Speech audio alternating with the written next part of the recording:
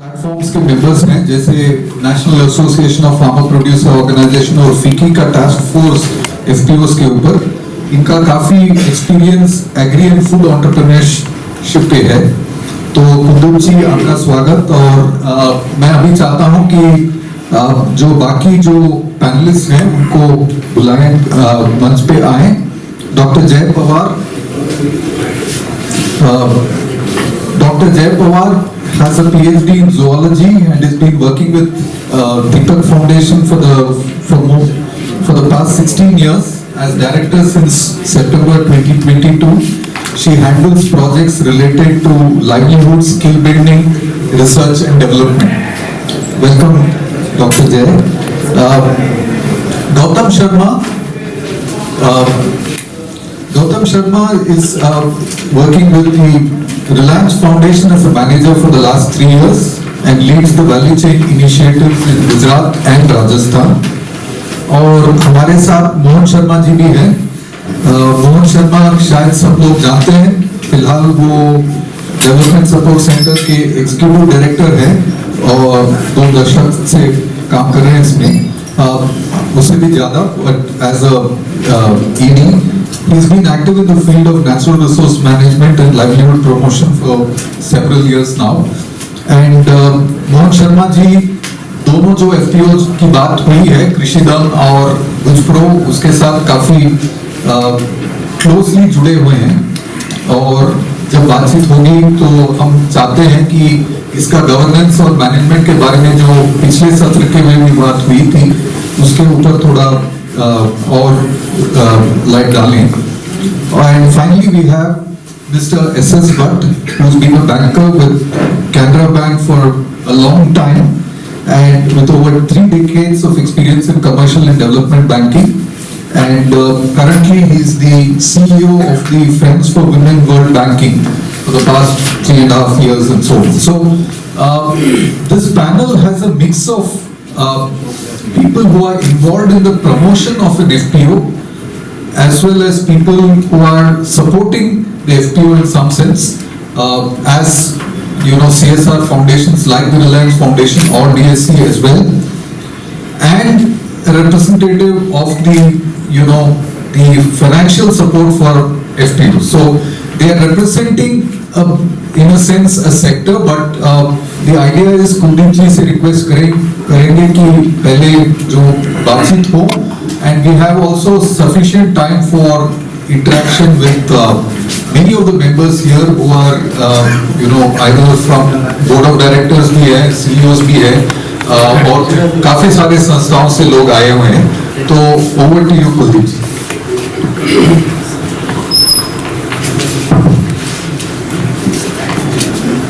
Good afternoon सभी panel members को मैं आमंत्रित करना चाहूँगा। आज के इम्पोर्टेंट जो डिस्कशन है, जो सब्जेक्ट है building a supportive FPO ecosystem इन गुजरात, और सभी प्रतिभागी और ऑर्गेनाइजर्स को मेरा नमस्कार। तो जो हमारे मित्र FPO सेक्टर से भी आए हुए हैं आज, और सुबह से सुनते आ रहे हैं FPO इकोसिस्टम, तो कई बार किसी को डाउट भी हो सकता है कि भाई ये इकोसिस्टम होता क्या है, ये नया शब्द है तो वो क्या है। तो संक्षिप्त में कुछ शब्दों में मैं समझाना चाहूँगा कि भाई इकोसिस्टम का मतलब होता है कि एक व्यवस्था है जिसके अंदर अलग अलग हितधारक है, जैसे कि सरकार है, बैंक्स है, कंपनीज है जो आपके पास से माल खरीदती है, अन्य सर्विस प्रोवाइडर्स हैं। तो वो किस तरह से आपके साथ जुड़े हुए, आपके साथ काम कर रहे हैं, कितनी असरकारकता से आपके साथ काम कर रहे हैं। अगर हम अच्छा FPO इकोसिस्टम, इफेक्टिव इकोसिस्टम बोले तो उसका मतलब कि सरकार का अच्छा सपोर्ट मिल रहा है, अच्छा रिकॉग्निशन है, अलग अलग स्कीम्स में जो जेन्युइन FPOs है उसको बेनिफिट मिल रहा है। ओके, दूसरा कि बैंक्स है तो वो FPO की नीड समझ के, फाइनेंस इंस्टीट्यूशंस है तो उसकी रिक्वायरमेंट के हिसाब से उनको एक अच्छी पार्टनरशिप डेवलप होती है और अच्छा फंडिंग मिलता है उनको जो रिक्वायरमेंट के हिसाब से। कंपनीज है तो वो आगे आके उनके साथ टाई अप करती है, कॉन्ट्रैक्ट फार्मिंग करती है, उनके पास से खरीदती है, उनको मोटिवेट करके प्रोसेसिंग में, प्राइमरी प्रोसेसिंग में आगे जाने का एक मौका देती है। तो उस हिसाब से हम बोल सकते हैं कि FPO इकोसिस्टम एक अच्छा इकोसिस्टम, मतलब एक इफेक्टिव इकोसिस्टम डेवलप हुआ है हमारे राज्य में। तो जो आज का जो विषय है, तो जैसे कि 2011 से मैं बात शुरू करके 2011 से एक्चुअली मूवमेंट शुरू हुआ था कि बड़ी संख्या में एफपीओ बनना शुरू हुआ था 10-11 से, और SFAC I think took a lid at that time. तब ज्यादातर लोगों को पता नहीं था, गवर्नमेंट में जाए तो भाई एफपीओ क्या होता है, हम तो सिर्फ कोऑपरेटिव को जानते हैं। इवन सेंट्रल गवर्नमेंट में ये हालत था और स्टेट गवर्नमेंट में तो हर एक स्टेट गवर्नमेंट में यही हालत। पर जैसे जैसे आगे बढ़ते गए, अवेयरनेस होता गया। बैंक्स भी पहले फाइनेंशियल इंस्टीट्यूशन में नाम देखा जाए तो सिर्फ एक ही था, और एसएस भट्ट जी है FWDP, और अभी काफी सारे फाइनेंशियल इंस्टीट्यूशंस और बैंक्स एफपीओ के बारे में जानते हैं, कम से कम आते हैं बैंक्स, पूछते हैं, डॉक्यूमेंटेशन करते, भले ना देते हो पैसे। पर काफी सारा ऐसा इम्पैक्ट हुआ है, कंपनीज है, बड़ी बड़ी कॉर्पोरेट्स आने लगी है, आईटीसी है, बहुत ओलाम है, बहुत सारी कंपनीज है जो भी एफपीओस को ढूंढते हुए आ रही है, उनके साथ टाई अप कर रही है, पोल्ट्री फार्मिंग अरेंजमेंट्स भी हो रहे हैं। तो काफी चेंज हुआ है। फिर भी हम देख रहे हैं कि इतने सस्टेनेबल, सक्सेसफुल और ग्रोइंग एफपीओ, अगर हम किसी को बोले कि भाई मुझे विजिट करना है, आप कहाँ भेजोगे? तो मैं 2-3 साल से जो कुछ मन में ख्याल नहीं आता कि 1-2 एफपीओ का ही सिर्फ दिमाग में आता है, 3 एफपीओ का दिमाग में आता है, तो वो क्यों? तो मेरा पहला प्रश्न मेरे मित्र है गौतम जी, जिसको मैं 2011 से जानता हूँ, 11-12 से, जब से पहला वेव शुरू हुआ था फूड फाउंडेशन प्रोजेक्ट के अंदर कच्छ में जो 7-8 एफपीओ बने थे, तब से वो एफपीओ सेक्टर से जुड़े थे। और अभी उनका जैसे कि रोल है, काफी रोल बढ़ गया है। तो रिलायंस फाउंडेशन में पूरी उनकी नई स्ट्रेटेजी के अंतर्गत पूरा जो एफपीओ इकोसिस्टम स्ट्रॉन्ग करना है, तो उसकी जिम्मेदारी लेके बैठे हैं। तो मेरे मित्र गौतम भाई से मैं प्रश्न पूछूंगा कि ये इतना डेवलपमेंट हो रहा है, इतने सारे एफपीओ बन रहे हैं, पर हमें ज्यादा इतने सक्सेसफुल और प्रोग्रेसिव एफपीओ देख नहीं है। तो what is missing FPO ecosystem में, और खास करके जो एक मेजर नीड है मार्केटिंग पॉइंट ऑफ व्यू से, तो उसमें कैसा अरेंजमेंट होना चाहिए जो इकोसिस्टम?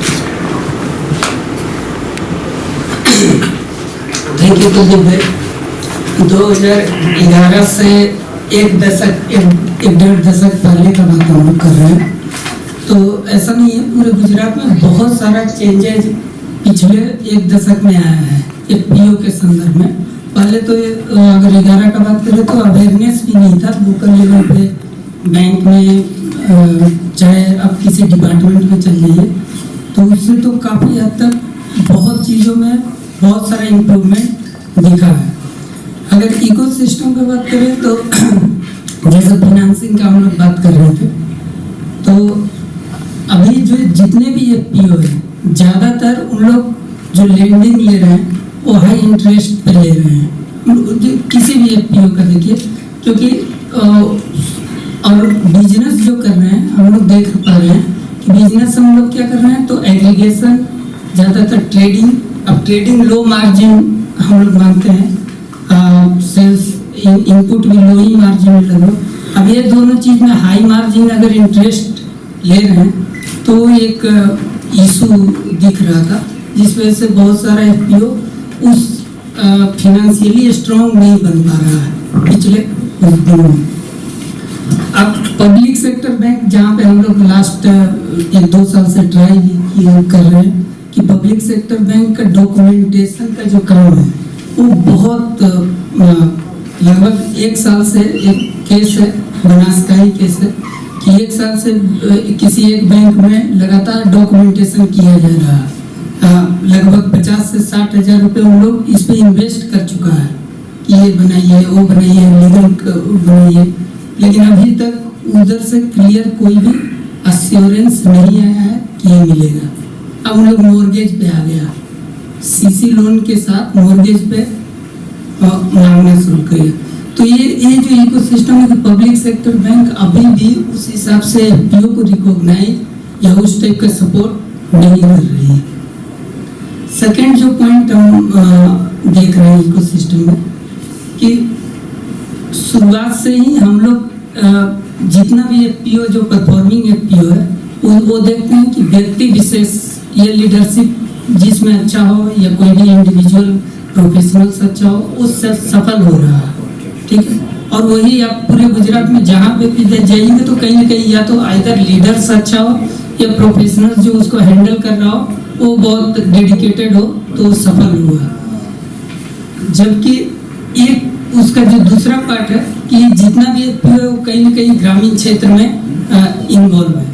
अब वहाँ पर जो दूसरा लीडर्स को डेवलप करना या रूरल जो टेक्निकल स्किल वर्कर तैयार करना, इस प्रकार का अभी भी हम लोग एज सच कोई प्रोग्राम पिछले 10 साल में नहीं किए, दिखा नहीं हमको, तो इंडिविजुअल अपना व्यक्तिगत है कि ये दिखा नहीं हम लोग को कि कहीं पे हम लोग CEO का तैयार करें या कुछ इस टाइप का कोई गवर्नमेंट के द्वारा ऐसा इनिशिएटिव लिया गया हो कि जहाँ ग्रामीण क्षेत्र में ही वहाँ का स्किल मार्केटिंग स्किल कोर्सेज चलाएं, जिससे वहाँ का जो यूथ है वो आगे है।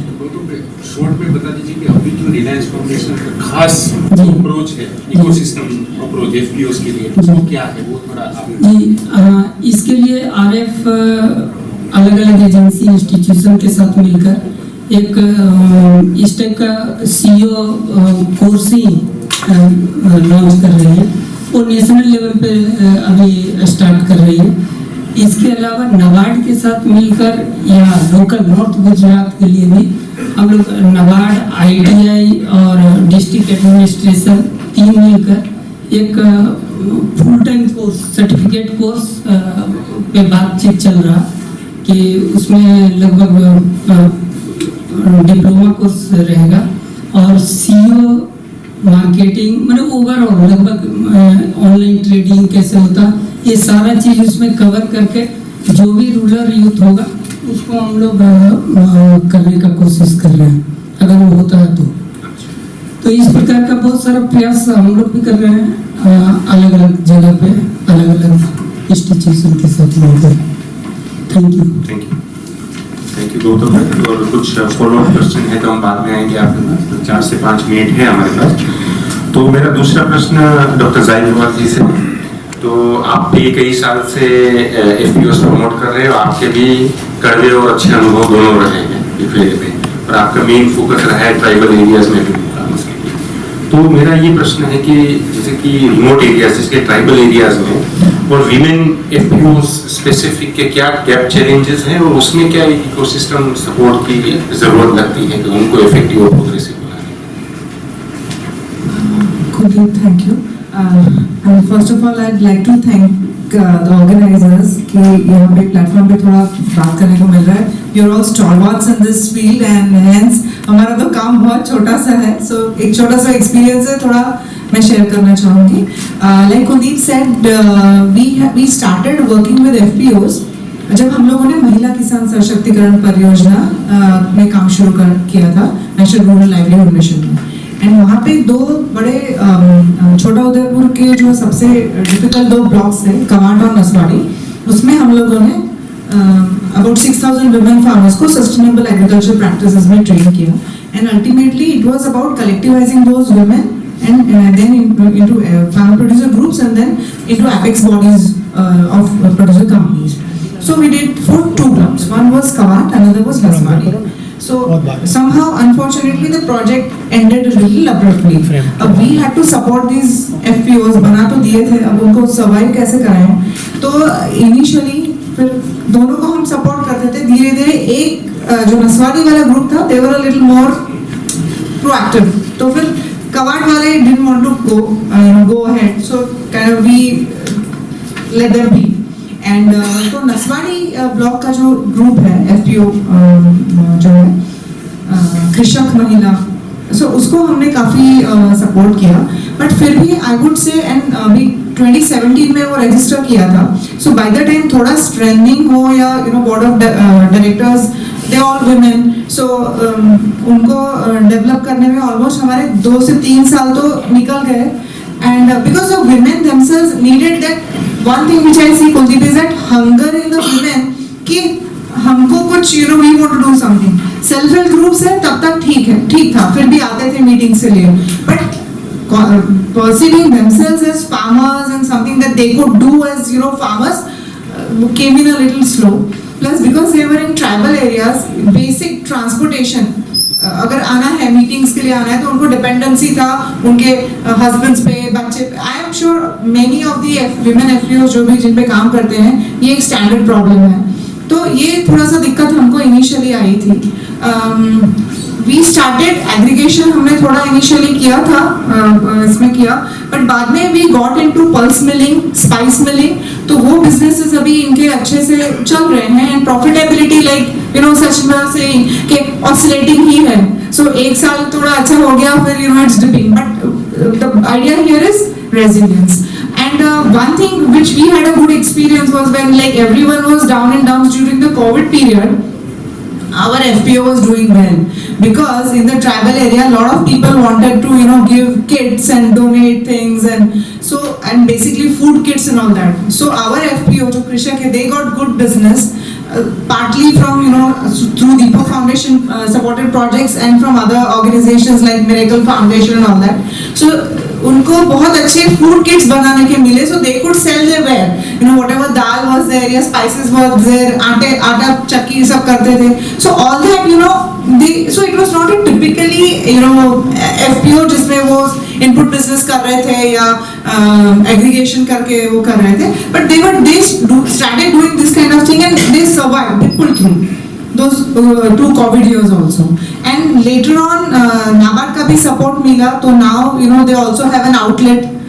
Then there was support from Collective Good Foundation because the FPO you know पूरा हमने उसका governance ठीक से रखा था, तो they became eligible to get you know other projects also. So Collective Good Foundation से कुछ equipment के लिए उनको you know grant मिला and this you know a small rural market. So ये सब थोड़ा सा you know positive होने लगा. From Deepak Foundation side, one more thing that we added for this particular group of women, there are about 1100 members in this FPO, was a concept called Samrat, जिसमें जो government schemes हैं उसके लिए कितने women eligible हैं, उनके कितने households eligible हैं, and then उनके लिए prerequisite documents, basic लोगों के पास में income certificates नहीं है, पैन कार्ड्स नहीं है, आधार कार्ड्स नहीं है, उसके लिए सपोर्ट करना, and then जो भी गवर्नमेंट स्कीम्स एलिजिबल है उसके लिए एप्लीकेशंस करना. तो टिल डेट पिछले 1-1.5 साल में 18 करोड़ का गवर्नमेंट स्कीम्स का कन्वर्जेंस वो करवा पाए हम लोग in those you know so many members 1100. So while this was not a very typically FPO related work, but this was something that kept them going, and here the strategy was survive, करो कुछ भी करो लेकिन you know keep going.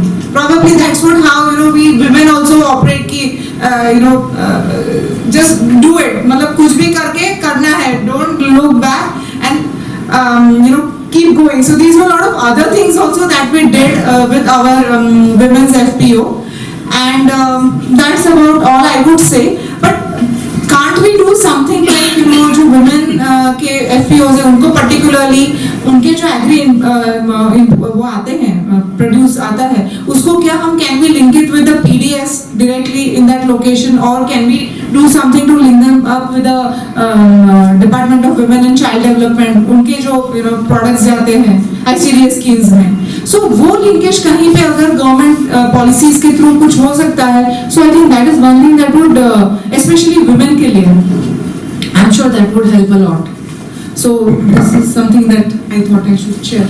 Thank you madam. तो ये जैसे कि हमेशा एक इम्पोर्टेंट बात निकल के आती है मार्केट लिंकेजेस. हमेशा एग्री इनपुट से बाकी सब सपोर्ट सर्विसेज सर्विस भी हम डेवलप कर सकते हैं, वो भी कैपेबिलिटी है हर एक एफपीओ में, वो अच्छी तरह से कर सकते हैं. क्योंकि आपके सामने क्लाइंट जो क्लाइंट ग्रुप है आपके खुद के मेंबर्स हैं, पर जहाँ पे प्रोड्यूस बाहर भेजने की बात होती है तो वहाँ पे कई सारी कॉम्प्लेक्सिटीज खड़ी होती है. तो मैं फिर से आपके मोड पे इस पे आऊँगा, पर मैं next question would be Bhatt sir कि सर हमेशा जैसे कि जो भी एक्टिव एफपीओज हैं और हमारे इतने सालों का अनुभव है, तो एक्चुअली मेरा ओपिनियन और भी है कि भाई looking at the design of the FPOs where the fund should come from, पर एक बार एक ही नीड निकल के आती है वर्किंग कैपिटल की नीड. जैसे कि अभी नए एफपीओज भी बहुत बन रहे हैं, तो सरकार भी चाहती है कि हर एक नया एफपीओ है तो तुरंत ही एएफ का बेनिफिट ले ले, पीएमएफए स्कीम का बेनिफिट ले ले और अपने लिए एक इंफ्रास्ट्रक्चर खड़ा कर दे. बट वो उसका टेकअप बहुत कम है, मतलब बहुत ही कम है.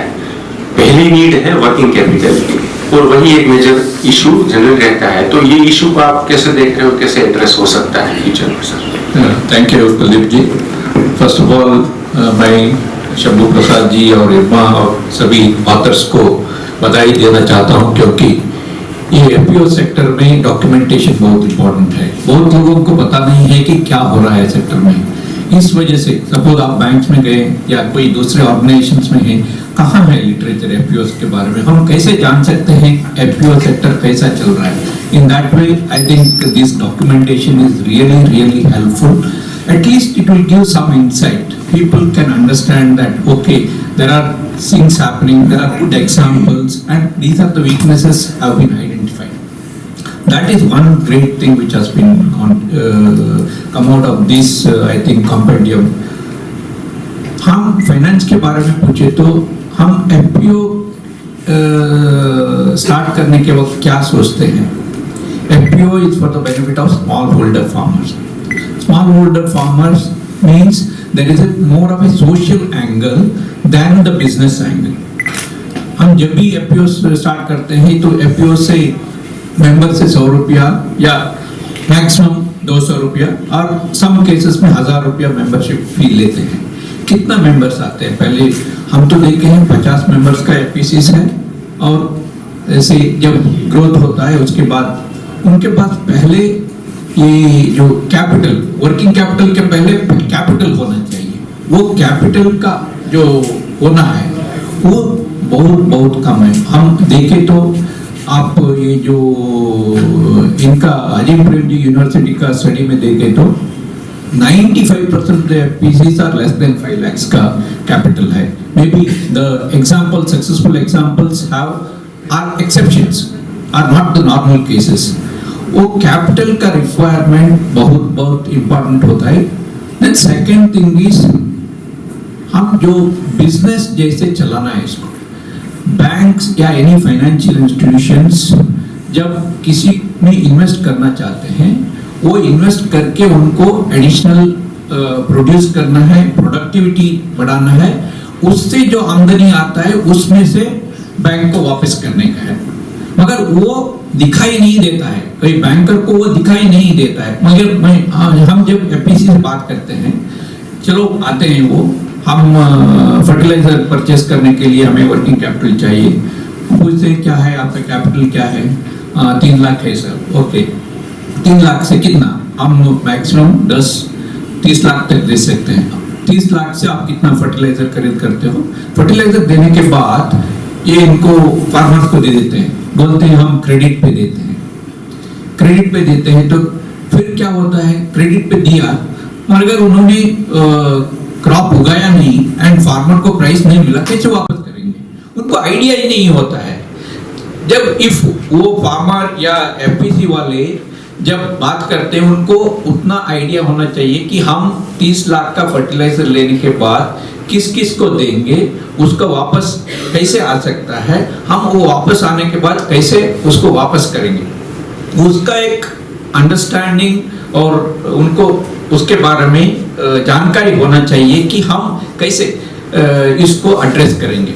वो एक बात है. दूसरा एक है कि हमने देखा है मेनी ऑफ दी एफपीसीज जो एफपीओस है, जब ये इनपुट्स के लिए लोन लिया, उन्होंने क्रेडिट पे दे दिया, उधर हाफ पीपल में क्रॉप फेल हो गया, then they are not able to pay. FPC first transaction में ही फेल हो जाता है. वो मैक्सिमम प्रॉब्लम है. उस टाइम में whether members have taken the crop insurance और they have any other alternate sources of income, वो सब देखा नहीं गया.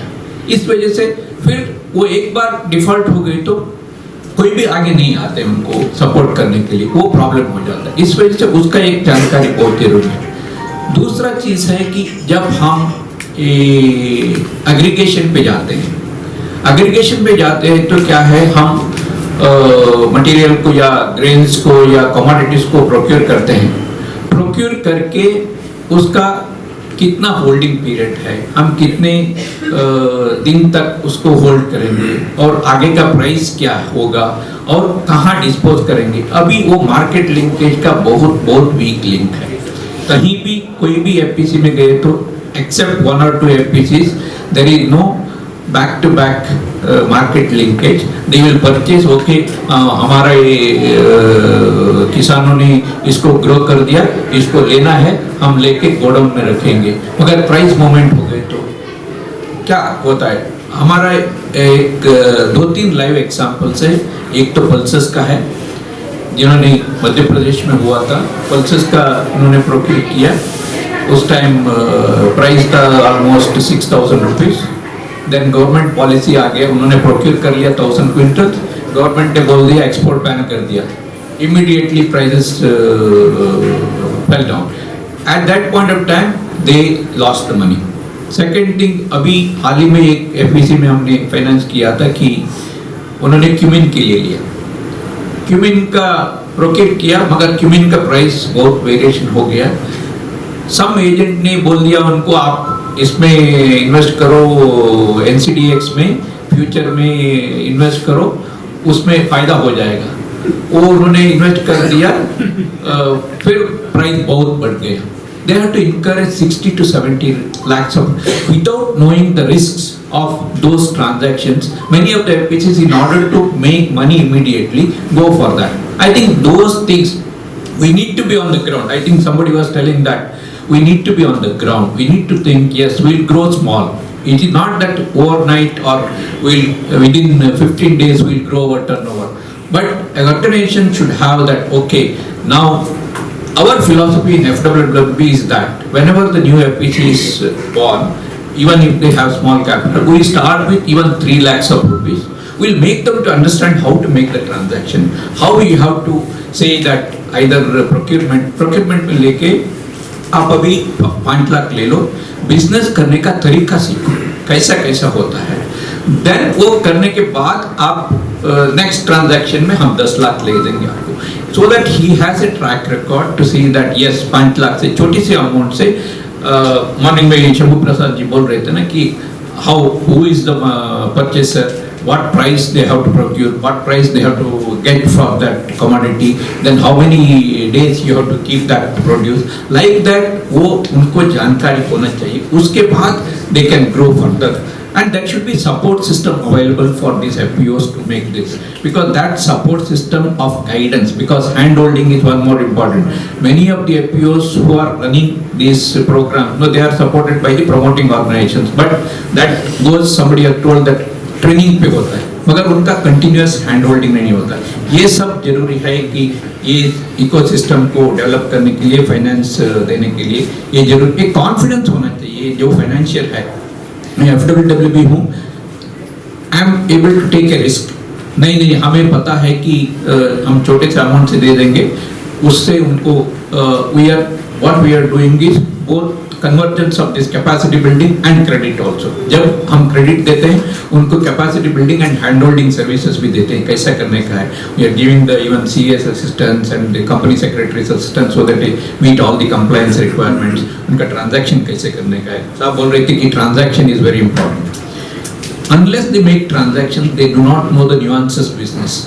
वो छोटा ट्रांजैक्शन करके they can come forward and try to see that they are able to. It is not that today itself. If you see any movement in the country, SHG movement was started in 1982. अभी क्या है, 2024 है। It has taken so many years to come to a stage wherein government recognizes other ecosystem. Microfinance movement, maybe it must have started in 1990 or little earlier, but in the last 10 years it has got prominence, because it takes some patience for developing these. We should not be impatient with these organizations. We should be patient with these organizations. Try to build that capacity. Okay, आप छोटा transaction करो, मगर करो, कुछ तो करो, so that you develop yourself and try to help the farming community also. In that way, that is very important. Thank you. Thank you very much, sir. तो आपने जो व्यूज़ हाईलाइट किए हैं, actually that's across the board के सभी bankers का, सभी financial institutions का यही एक कंसर्न सा व्यू रहता है कि भाई जो पैसे देते हैं वो बेसिकली कहाँ पे वापस कैसे आएंगे। और जहाँ पे जो FPO ऐसा इंस्टीट्यूशन है, जो नए FPO बनते हैं, तो एक बड़ी वीकनेस होती है कि उनका नॉलेज ऑफ बिजनेस वीक होता है। उनके पास कैपेसिटी बड़ी होती है, 500,000 किसान होते हैं, उसकी लैंड बैंक देखो, उनका प्रोड्यूस देखो, पर सब जब मार्केट में जाते हैं तो वहीं जो बेसिक जिसकी एक्सपर्टीज की जरूरत है वहीं वीक है वहाँ पे। तो स्टेप बाय स्टेप जाना चाहिए, क्योंकि ज़्यादा रिस्क लेंगे तो लॉसेस का भी ज़्यादा चांसेस होता है। तो सपोर्ट सिस्टम की खास जरूरत है, hand holding support, it should go kind of slow. तो मैं एक बात थोड़ा स्टार्टिंग में कहना भूल गया था कि मेरे साथ संयुक्त में प्रोफेसर शंभू भी इसको जॉइंटली फैसिलिटेट करते हैं, तो I would suggest next question should be asked by professor Shambhu. तो मोहन जी, एक हमने जो देखा था हमारा जो स्टडी में कि जो 15 एफपीओ है, वैसे एफपीसी के प्रोविजन में इंडिपेंडेंट डायरेक्टर का प्रोविजन है, प्रावधान है, लेकिन बहुत कम एफपीओ इसका प्रावधान का फायदा उठा रहे। तो आप ये एफपीओ मूवमेंट नजदीकी से देख चुके हैं और आप खुद एक इंडिपेंडेंट डायरेक्टर भी हैं, तो हम ये चाहते हैं कि ये इसमें क्या फायदा है और क्या क्या चैलेंजेस भी हैं, उसके ऊपर थोड़ा सबको बताएं। Thank you so much sir. I think हम अभी इस सत्र में सभी साथियों को जो सुना, तो उससे एक साफ बात निकल के आती है कि ट्रिमेंडस नॉलेज है। मैक्रो लेवल का जो इकोसिस्टम है या स्टेट लेवल का जो इकोसिस्टम है, ट्रिमेंडस नॉलेज है हमारे पास में। और सारे स्टेक होल्डर्स आप देख रहे हैं यहाँ पर, रेंज है पूरे स्टेक होल्डर्स की। जया जी ने जो बात की कि एनजीओ की क्या सोच है, क्या विजन है एफपीओ बनाने की, सोशल वेलफेयर के लिए ट्राइबल एरिया में काम करना ज़रूरी है, प्रॉफिट सेकेंडरी है। सर ने जो बात की कि किस तरीके से हार्डकोर बिजनेस को आपको ऑर्गेनाइज करना पड़ेगा, प्लान करना पड़ेगा, लिंकेज बनाने पड़ेंगे। गौतम जी ने जो बात की कि किस तरीके से वो उसको डीपनिंग कर रहे हैं बिजनेस के प्लानिंग को, मॉनिटरिंग को। लेकिन अनफॉर्चुनेटली सर आपने सही कहा कि जो एकदम माइक्रो लेवल का जो इको सिस्टम है, वो जो हार्ड कोर है, खास करके जो फार्मर प्रोड्यूसर कंपनी के बोर्ड ऑफ डायरेक्टर्स हैं और उसके अंदर सीईओ भी आ जाता है और पेड स्टाफ आ जाता है, वहाँ पर अब जब इस नॉलेज की बात करते हैं तो वो नहीं है। ऑल ऑफ सडन जो है कंपनी जो है हमारी बन जाती है, कहीं से ग्रांट मिल जाती है और काम शुरू हो जाता है। सो 2012 याद आता है मुझे कि मैं एक टीएससी में प्रोग्राम डायरेक्टर की तरह काम कर रहा था। सो मैं technical system, finance system, administration, linkages, government की स्कीम्स क्या होती है, I was well aware, well trained. So अब हम जब इरिगेशन सेंट्रिक पूरा जो काम था हमारा, उसको हमें प्लस हम सोच रहे थे कि हम कैसे कॉस्ट कटिंग करवाएं एग्रीकल्चर में और फार्मर का प्रोडक्टिविटी बढ़ाएं और नेट प्रॉफिट बढ़ाएं। अब जब कॉस्ट कटिंग करवाना है आपको, तो इनपुट सप्लाई आपको इंश्योर करना पड़ेगा। अगर आप प्रोडक्शन बढ़ा रहे हैं इरिगेशन से, एग्रीकल्चर से, तो जो सरप्लस प्रोडक्शन हो रहा है आपको उसको मार्केटिंग करवाना है और ये सब करने के लिए आपको प्रॉफिट लाना है और सब कुछ सिस्टमेटिक करना है। हम चाहते तो शायद 2-3 कंसल्टेंट हायर कर सकते थे उस टाइम पर, या फिर डीएससी आउटसाइड सपोर्ट उसको दे सकता था जैसे हम सब देते हैं। लेकिन हमने सोचा कि इसी बोर्ड के अंदर क्यों ना डीएससी का कोई सीनियर बंदा जो है उसको प्लेस कर दिया जाए और वो ऑफ एंड ऑन ट्रेनिंग ना दे, ऑफ एंड ऑन सिटिंग ना करे, काउंसलिंग ना करे, लेकिन रेगुलर एवरी डे या वीकली उसके साथ बैठ के और काम करें, और जिसको हम कहते हैं कि हैंड होल्डिंग या on the job training. So I decided that I must be in the board as an independent director, as an expert director. तो हमारा आगे बढ़ जाएगा काम जल्दी से। शुरुआत में जो पूरा का पूरा अप्रोच हमने रखा कि स्टार्टअप का, sir you are saying you know कि किस तरीके से हम ट्रीट करें पीओस को, क्या स्टार्टअप में ट्रीट करें या फिर हम लोग उसको सोशल एंटरप्राइज में करें या फिर कॉर्पोरेट करें। So I think it is a phase actually. These are the phases of APOs. We cannot treat the APOs as a one entity. तो हमने पहले स्टार्टअप के तौर पे पहले उसके सिस्टम्स डेवलप किए सारे, अच्छा सा HR हमने अपॉइंट किया उसके अंदर, सबको ट्रेनिंग दिलवाई उसके अंदर, और उसके बाद में हम जब आगे बढ़े 2-3 साल के बाद में मेंबर्स का सारा ऑनबोर्डिंग हुआ, करीबन 5000 फार्मर्स का, और वो भी गुजरात के बहुत डाइवर्स एरियाज से हुआ।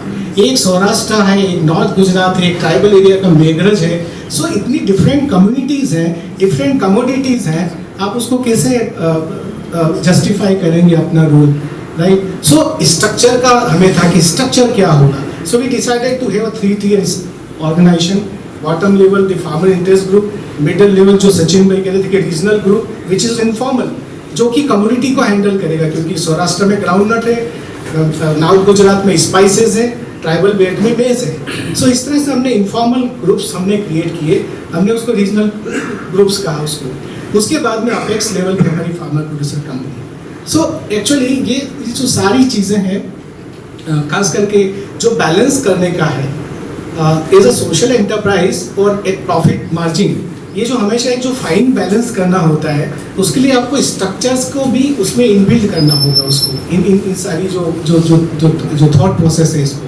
राइट। दूसरा जो हमारे सामने फिर चैलेंज था कि ओपन मार्केट है, और ओपन मार्केट अपने तरह से काम करता है। उसमें आप सोशल एंटरप्राइज के तरीके से या फिर उसको आप सोशल ग्रुप की तरह से आप अगर उसको डील करने जाएंगे, वो उतना रिस्पॉन्स नहीं करेगा आपको, वो उसके तरह से चलता है। सो मार्केट में तो चीटर्स भी हैं, और आप समझ सकते हैं कि उसके अंदर गुड प्लेयर्स, बैड प्लेयर्स सभी कोई है। तो ये कंपनी जब हमने काम शुरू किया तो हमारे साथ में बहुत सारे लोग आने लगे। हमने अहमदाबाद में बैठे हुए, हेड ऑफिस अहमदाबाद में है, तो काफ़ी सारे लोग आए स्टार्टअप करके कि आप ये हमारा इनपुट ले लीजिए, इसमें आपको इतना प्रॉफिट मिलेगा, तो ये और इतने सारे फार्मर हैं आपके, तो आपकी कंपनी को बहुत सारा बड़ा सा टर्नओवर मिल जाएगा। So my role was to do proper technical screening of this agencies. कई बार बच्चे जैसे इरमा से आए हैं, IIM से आए हैं, even I will not name the people, but कई बच्चे आए और उन्होंने कहा कि ये हमने इनपुट सप्लाई हम करना चाहते हैं। When I did thoroughly this screening, I found that all those material were synthetic and they were harmful for the farm in long run. So हमने उनको बड़े प्यार से मना कर दिया कि हम आगे आप आइए, आपका तो पायलट कर लीजिए, उसके बाद में हमारे पास में आइएगा। So I think as a expert director, the role is that safeguarding the farmer producer company in interest of farmers as well as the company. Right. I think expert director जो है उसका एक बड़ा एडवांटेज ये हो सकता है कि he can give critical advice. हमने देखा है कि फार्मर जब भी कोई एक कलेक्टिव में काम करते हैं, एक किसी को नाराज नहीं करना चाहिए। Sir is pillar of cooperative, so you are aware sir. So जब भी कोई मतलब क्रिटिकल डिसीजन लेना होता है, टफ डिसीजन लेना होता है, तब वो नहीं लेते हैं। सब अच्छा बात करेंगे, अच्छा करेंगे। अगर CEO कोई किसी डायरेक्टर का कोई रिलेशन में है तो उसको कुछ बोल नहीं सकता। So now there is a role of an independent director, expert director, because I am out of the ecosystem. मुझे किसी का कोई रिलेशन नहीं है तो मैं बड़े आराम से बोल सकता हूँ, I can give good advice and they have to follow it. So इस तरह से भी हम लोगों ने कई बार ऐसे कुछ डील किए इश्यूज जो कि with in the farming community वहाँ से आए थे, और हमारे फार्मर्स उनको वो डायरेक्टर रिस्पॉन्स नहीं कर पाए थे, वो हम लोग उसको जो है कर पाए। So there is a long list of having an independent director, the benefit of independent director. But मैंने कुछ 2-3 चीज़ें समय को देखते हुए मैंने आपसे बात करी है। सो ओवरऑल एक्सपर्ट डायरेक्टर या independent director is very much required with in the system. बाहर से ऑफ एंड ऑन जो हम बात कर रहे हैं सुबह से, उसका एक सॉल्यूशन है कि विद इन द सिस्टम हम एक एक्सपर्ट डायरेक्टर लेके ये कर सकते हैं। सर ने जैसे कहा कि इसके डिसएडवांटेज क्या है या इसकी रिस्क क्या है। यस, आपको याद होगा आप NFPO में कोशिश कर रहे हैं कि सभी कंपनियों में एक्सपर्ट डायरेक्टर हो, लेकिन जब आपने अपॉइंटमेंट करने का कोशिश किया तो बहुत कोई डिमांड नहीं है और कोई चाहता नहीं है। So it is on the list priority list of APOs। कोई भी APO इंडिपेंडेंट डायरेक्टर सर पूछिए तो रखना नहीं चाहता, ये हकीकत है। I think solution is there should be a organic selection. आप अगर किसी इरवन को या IIM के किसी ग्रेजुएट या पोस्ट ग्रेजुएट को आप सीधे से आप वहाँ पर अगर आप लैंडिंग कराएंगे तो शायद वो सो एक independent director must be selected from within the geography, from within the community, right? आप NGO के किसी व्यक्ति को रख सकते हैं, आप किसी रिटायर्ड लोकल डिपार्टमेंट के किसी ऑफिसर्स को रख सकते हैं, लाइक आत्मा से, KVK से या कोऑपरेटिव से, डेयरी कोऑपरेटिव से। So there are so many farmer leader available within the rural areas so उनको अगर आप ट्रेन करेंगे, उनका एक कार्डर डेवलप करेंगे as a volunteer, so it will give some results. Risk ये भी है कि कई बार डिपेंडेंसी सिंड्रोम भी क्रिएट हो जाता है कि वो एक्सपर्ट डायरेक्टर है, सब कुछ वही सोच लेता है, प्लानिंग भी करता है, इम्प्लीमेंट भी करता है, मॉनिटरिंग भी करता है, अच्छे फॉर्मेट डेवलप कर लेता है, सो हमें क्या चिंता है, राइट। सो जैसे सचिन भाई ने कहा था कि right from the day one you have to take this thing in your back of mind कि मुझे 5 साल के अंदर ये पूरा फेज आउट करना है, और कहना है कि मेरी ये लास्ट मीटिंग होगी जिसमें मैं एजेंडा प्रिपेयर करवाऊंगा आपको, लेकिन इस साल के बाद में एजेंडा सीईओ को बनाना होगा और आप लोगों को डिस्कशन करना है पड़ेगा। और मैं इस साल की मीटिंग में तो केवल 10 मिनट के लिए आऊँगा as a adviser.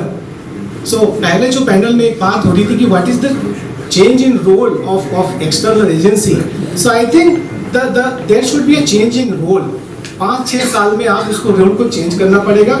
Initially you would be a starter, beginner, you know, last में आपको you have to come to the back seat and you have to push the CEO and the board of director to take major decisions.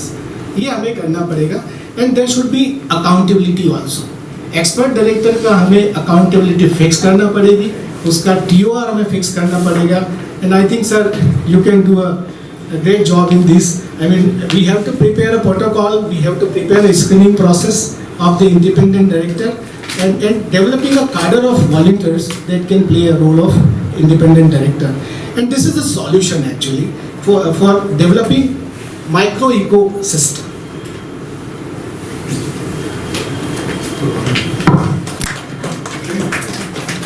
Thank you Mohan भाई।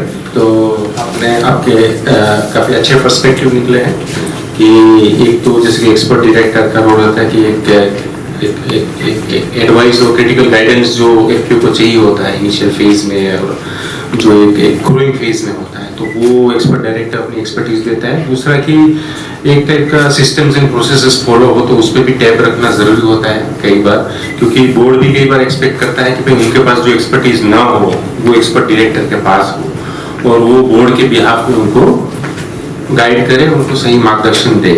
दूसरा risk management part भी बहुत important होता है कि जो नए सीईओज होते हैं या फिर जो बोर्ड होता है वो कई सारे वैसे रिस्क से एसोसिएटेड मतलब वो जानकार नहीं होते हैं, और जरूरी नहीं कि एक्सपर्ट डायरेक्टर हर एक एस्पेक्ट पे निपुण हो, तो अलग अलग एरियाज के अलग अलग एक्सपर्ट डायरेक्टर्स होते हैं। तो एक अच्छी आपने जो एनएफपी की बात बताई, एनएफपीओ का मैं जो इंडिपेंडेंट डायरेक्टर्स डेवलपमेंट प्रोग्राम को गुजरात में प्रमोट कर रहा था कि एनएफपीओ ने कहा कि भाई ये इंडिपेंडेंट डायरेक्टर प्रोग्राम्स हैं जिसमें हम अलग अलग सेक्टर्स में से एक्सपर्ट्स को इनवाइट करते हैं, उसको ट्रेन करते हैं, और ट्रेनिंग के बाद एमपैनल करते हैं। क्योंकि पहले एक कंसल्टेशन हुआ था जिसमें I was a strong advocate कि भाई FPOs need independent director, expert directors जो उनको गाइड कर पाए। तो प्रोफाइल्स भेजी गई थी, कई सारी अच्छी प्रोफाइल्स थी, कई काफी इंटरेस्टिंग, मतलब वो आ रहे थे, वो बने थे एक्सपर्ट डायरेक्टर, और सब मतलब वो प्रोग्राम में एनरोल किए थे। मैंने प्रमोट किया, सभी एफपीओज को भेजा, तो उतना इनटेक नहीं हुआ, तो बोला कि नहीं हमको मार्केटिंग के लिए एक्सपर्ट डायरेक्टर चाहिए। Governance systems develop, risk management perspective से एफपीओ को, इंटरनल बोर्ड को वो नीड नहीं लग रही है, बहुत कम एफपीओज को से लगे, पर मेनली कि भाई जहाँ पे वो वीक पड़ रहे हैं, कहाँ पे है, मार्केटिंग के लिए वीक है, एक्सपोर्ट्स में वीक है, हम मार्केटिंग के डोमेस्टिक भी कर रहे हैं पर एक्सपोर्ट्स में हम वीक है, तो वैसा कोई एक्सपर्ट डायरेक्टर हमारे बोर्ड में ला दो। तो ये लीड निकल के आ रही थी, तो हम ज्यादा अभी भी प्रयास तो कर रहे हैं पर ज्यादा मतलब इनको ऑन बोर्ड नहीं कर पाए काफी सारे एफपीओ। तो थैंक यू मोहन जी। और क्वेश्चन आंसर या unless one more thing like अपने गौतम भाई, मार्केट लिंकेज ये वीक रहा है, तो आपका क्या लगता है कि क्या जैसे वो टाइप 1 टाइप 2 एफपीओ की बात की है एक्चुअली, तो आप उसका थोड़ा अपना पर्सपेक्टिव बता दीजिए कि उसमें आपको क्या लगता है कि कैसा होना चाहिए, क्योंकि आपने काम किया है। बहुत सारा आयाम आ जाता है कि आप क्वालिटी कैसे मैनेज कर रहे हैं, उनका लॉजिस्टिक कैसे घटा रहे हैं, लेकिन अल्टीमेटली ये पूरा सेगमेंट बायर साइड में रहता है। इसके अलावा 1-2 इनिशिएशन या मॉडल जो पैटर्न के आसपास किया गया था कि एक नेटवर्क बनाया गया जिसमें इंटरनल उनका जो गैप्स था, ये इंटरनल जो पोटेंशियल बिजनेस था उस पर काम किया गया है और वो लगभग पिछले 2 साल में, मात्र 2 साल में 4.5 करोड़ के आसपास सिर्फ इंटरनल बिजनेस हुआ है, एफपीओ टू एफपीओ। वो भी फुल पोटेंशियल पे नहीं। अगर हम लोग फुल पोटेंशियल पे उस चीज को करें तो पूरे गुजरात में 200-250 एफपीओ है, तो करीब करीब खुद 100 करोड़ का बिजनेस का पोटेंशियल लगता है हमको। Thank you. गौतम मैंने बात की कि उसने नेटवर्क प्रमोट कर रहे हैं, जिसकी पाटन डिस्ट्रिक्ट का नेटवर्क है, तो वहाँ पे वो रेगुलर मीट करते हैं कि 2-3 महीने में वो internal business opportunities identify, internal needs है जो भी है तो वो एड्रेस करने की कोशिश कर रहे हैं। तो आई थिंक ये कि बहुत अच्छी स्ट्रेटेजी है कि लोकल एरिया है, लोकल ज्योग्राफी के लोकल प्रोडक्ट्स हैं, तो वो एक फोकस वे में वहाँ पे काम हो सकता है। और कोई पॉइंट्स आप कुछ कहना चाहेंगे sir? We have been trying to see that handholding is given and small amounts से start करो उनको, उनका capacity build करो and then you try to make them to understand the risk. As you was telling, the independent director is a risk manager there. He will take care of the risk. That sort of arrangement should be done. Now, as regards the financial facilities, now of late, as of now, this FPO is recognized as an asset class. Maybe NBFCs, there are specialized NBFCs who have come. Then even some banks, like bigger banks like State Bank of India, then NAB Kisan and other banks also, Union Bank of India, Canara Bank, all these banks have formulated schemes for financing FPCs. The third most important thing is NABARD has come out with a guarantee scheme for the FPOs. They provide to the banks, NBFCs को भी देते हैं, मगर other like FWWB organisation के लिए नहीं देते हैं, NBFCs and banks के लिए देते हैं. That नाम संरक्षण से I think that guarantee scheme, that is a one big booster for FPOs. They should undertake that facility to avail credit from banks. That would be helpful. Then initially the FPOs should start, because the shareholders, unless they realize the value of the FPO, क्या होता है उनको share capital बढ़ाने में, unless they realize the value, हमें कुछ फायदा है. मॉर्निंग में बता रहे थे ना कि हमें क्या फायदा मिला है एफपीओ बनने के बाद, हमें क्या फायदा मिला है. उस फायदे से then if they have initially contributed 500, then if they are getting say 500 का benefit, then they will put another 500 rupees. That sort of value add to the customer is also important when you look at the growth of the organizations. In that way, that is also there.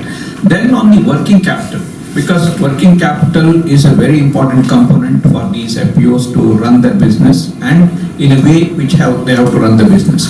ये working capital के लिए उनको वो business के plan बनाने पड़ेंगे, क्या क्या कैसे बिजनेस करेंगे हम, बिजनेस प्लान कैसा होगा. हम क्या करते हैं कि जो एफपीओस बिजनेस प्लान नहीं बना सकते हैं, हमारा हिमांशु और अदर ऑफिसर जाके उनके साथ बैठते हैं, उनको अंडरस्टैंड करते हैं क्या क्या आप कौन सा क्रॉप में प्रोक्योर करेंगे, कितना क्विंटल प्रोक्योर करेंगे, कहाँ स्टोर करेंगे, क्या प्राइस होगा.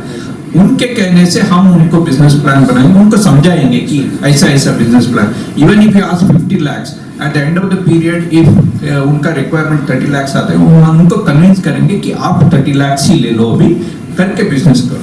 ऐसा I think that sort of making them to understand the business plan also is very important while availing the credit. The third thing is on the time period. We have a flexible repayment period because ये जो seasonal होता है तो अभी क्या है regulated institutions में 3 महीने दिए तो 3 महीने में वापस करना है, नहीं है तो अगले 1 महीने में वो NPA हो जाता है. एक बार NPA हो गई तो फिर it is not a touchable asset class. वो प्रॉब्लम हो जाती है. इस वजह से ये फ्लेक्सिबल रिपेमेंट भी, जब भी एफपीसीज को भी जब पूछते हैं रिपेमेंट कब है तो पूछेंगे कि वो हमारा अभी मार्च में हार्वेस्ट हो जाता है, जून में हम दे सकते हैं, मगर उनको जून में मार्केटिंग नहीं मिलेगा, they will not be able to sell and it may take even July August also. At that point of time they should think that कब हम मार्केट करेंगे and what should be the realistic repayment period. I can tell that हम उनसे discuss करते हैं कि कैसे आप कैसे करोगे. सपोज ये मार्केट नहीं है तो प्राइस फॉल हो गए तो कैसे करोगे आप. Then will assess that and see that okay आपको 3 महीने का बोला है ना, हम ना 5 महीने देंगे आपको, आप पहले सेल कर दिए तो आप प्री पे कर लो, हम कोई भी पेनल्टी नहीं चार्ज करेंगे आपको, 3 महीने ही पे कर लो, नहीं है तो हम 5 महीने देंगे, क्योंकि that flexible repayment schedule would also definite build confidence among the FPOs to transact. Yes ठीक है, हमारा एलपी नहीं होगा, हमें और 2 महीने का, उस टाइम में जो 3 महीने में प्राइस कम हो गए तो they can wait for the further period and try to see that they get a better price and right. I think these are all the small nuances which has to be made known to the FPOs to make them a sustainable organization. मैं एक यह चीज़ add करना चाहता हूँ कुलदीप भाई कि ज़्यादातर APO agriculture based है और एग्रीकल्चर में पॉलिसीज से ज़्यादा प्रोसीजर्स ज़्यादा इम्पोर्टेंट है, क्योंकि अल्टीमेटली फील्ड पे जो डिलीवरी करता है वो प्रोसीजर्स करता है। मैं एक एग्जांपल दूँ आपको, जब एमएसपी प्रोक्योरमेंट हो रहा था, कशीगंज उसमें इन्वॉल्व था, भोजपुर इन्वॉल्व था, सो प्रोसीजर ये था कि जो गवर्नमेंट है फार्मर को डिस्ट्रिक्ट प्लेस पे लेके आना था जहाँ भी उनका आउटलेट था, और अगर वो क्वालिटी ठीक नहीं है तो रिजेक्ट कर देते थे। अब वो गांव से वहाँ जिले तक लाना ले जाना, कितना ट्रांजैक्शन कॉस्ट है, कितना उसका टाइम खराब हो रहा है, कोई सुनने को तैयार नहीं था। लेकिन जब सारी एपीओस के लोग मिले और कहा कि सर केवल इतना चेंज करना है, आपको वहाँ से ये 2 लोगों को भेज दीजिए, गाँव में क्वालिटी टेस्ट कर ले, रिजेक्ट कर दो, एक्सेप्ट कर दें, और उसके बाद वो लेके आएंगे तो इतना फायदा हो जाएगा और आपका ज़्यादा प्रोक्योरमेंट होगा। और ये हुआ, फॉर्चुनेटली एसएफएसी उसमें इन्वॉल्व था, तो वो हुआ और फिर प्रोक्योरमेंट का रेट भी बढ़ गया और लोगों को ज़्यादा उसका आउटरीच भी बढ़ गया। So this is an example that more than policy, I think procedures are important, और I think APOs के जो expert director हैं या CEOs हैं, I think इसमें बहुत बड़ा रोल प्ले कर सकते हैं। Thank you. तो अभी मैडम आपको अगर 2 मिनट कुछ इनपुट्स देना है तो we can open for question and answer.